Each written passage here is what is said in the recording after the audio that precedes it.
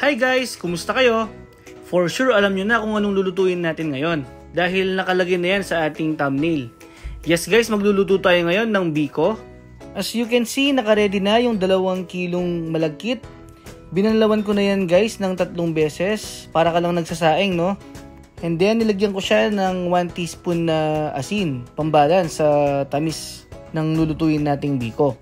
Lulutuin ko lang siya sa kasirola guys kasi babantayan ko din naman yan. Pero pwede naman kayong gumamit ng rice cooker or pwede nyong lutuin sa rice cooker kung ayaw nyong magbantay. Ako kasi guys, mas komportable ako kung kasirola ko siya lulutuin para makuha ko yung gusto kong lambot ng malagkit. Okay guys, umpisa na natin. Tatakpan lang natin yan at papakuluan natin yan hanggang sa makuha natin yung lambot natin sa malagkit. At habang pinapakuluan natin yan, no, lulutuin na rin natin yung pang toppings natin dito na latik. Sa kasamang palad guys, napanis na yung binili kong pinigang gata kanina sa palengke. Kaninang umaga ko pa kasi binili sa palengke yon, tapos niref ko lang. Pero napanis pa rin pala. Alas 9 na kasi ng gabi ngayon guys, no? Dapat pala kanina ko pa niluto. Mabuti na lang meron tayong stock na Coco Mama dito pang alternate sa ating gata. Mas okay talaga sana, no, kung yung pinigang gata na nabibili sa palengke yung gagamitin natin. Pero dahil oras na at wala tayong mabibili sa palengke niyan, okay na rin to guys. Ayan, gagamit tayo dyan ng 3 pack ng Coco Mama. Tig 200 ml yan guys kada pack. Bali 600 ml yan. Papakuluan lang natin yan, no, hanggang sa magmantika ito. Simutin lang natin para hindi sayang. At ayan guys, after few minutes, okay na yung ating malagkit. Nasa mga 80% pa lang yung pagkaluto niyan guys, kasi lulutuin pa natin maya-maya yan. Sa ngayon, tapusin lang muna natin yung niluluto nating pang toppings or latik. Itatabi muna natin yan. Ayan guys, kumulo na rin yung ating gata. Pag medyo nag-brown na to, ano, medyo mapadalas na yung paghalo natin. Para hindi tayo masunugan or matuyuan.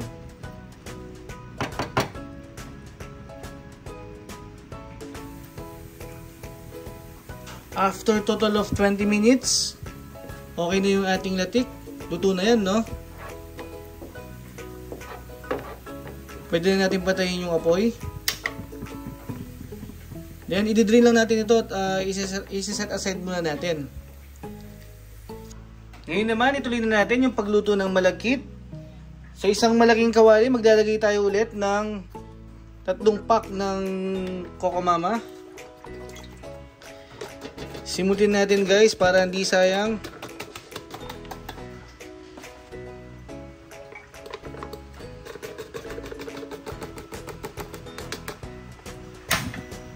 Pakuluin lang muna natin yan. Ayan guys, once na kumulo na, maglalagay tayo dito ng panotsa.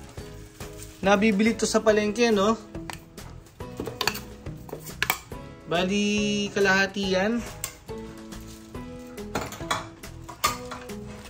Ito yung itsura niya guys, no? Yung isang buo nito, ganito yung itsura niya. Bali, kalahati lang muna yung nilagay natin. Kalahati lang pala yung lalagay natin para sa 2 kilo ng malagkit. Then maglalagay din tayo ng black sugar. 2.5 cup na black sugar.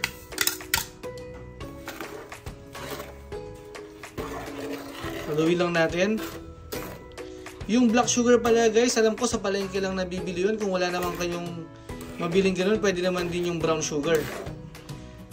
Then kung wala rin kayong makitang panotsa, pwede naman brown sugar na lang ang gamitin nyo. Medyo dagdagan nyo na lang. Depende sa panlasa nyo or depende sa gusto nyong tamis. Yung panotsa kasi guys, no, nakasanayan na namin to. Parang may ibang sarap kasi itong panotsa na to eh. Okay, papakuluan lang muna natin yan para malusaw yung nilagay nating panotsa at saka black sugar.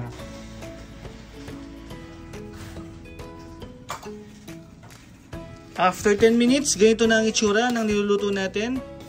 This time guys, pwede natin ilagay yung malagkit na unang niluto natin kanina.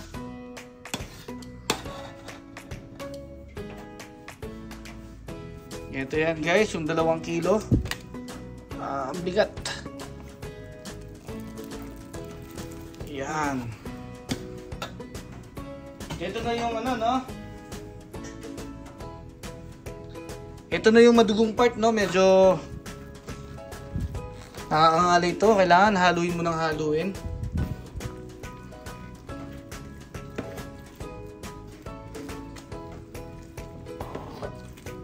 Haluin lang natin yan hanggang sa mag-well combined. Ayan guys, ganyan lang, no? Hanggang sa magpantay-pantay yung kulay ng malagkit natin. At the same time, naluluto siya. Yung apoy pala natin, nasa pagitan lang ng medium at low fire para hindi tayo masunugan.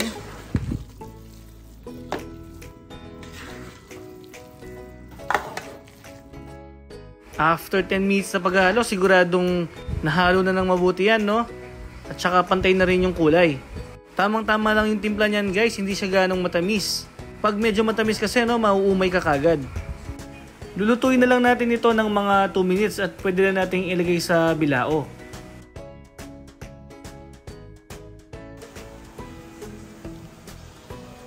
At syempre pag luto na, no, maglalagay tayo sa bilao.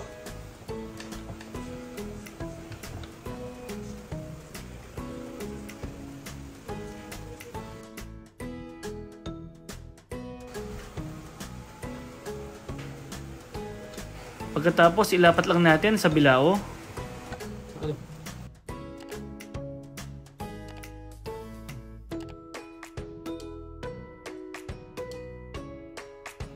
After natin mailapat sa bilao, slice naman natin siya para mas magandang tignan at mas madaling kumuha pag kakain ka. Yung pag-slice naman guys, so nakadepende na sa inyo. Pero syempre kung gusto mo ng presentable, gayahin mo na lang yung paghiwa ko.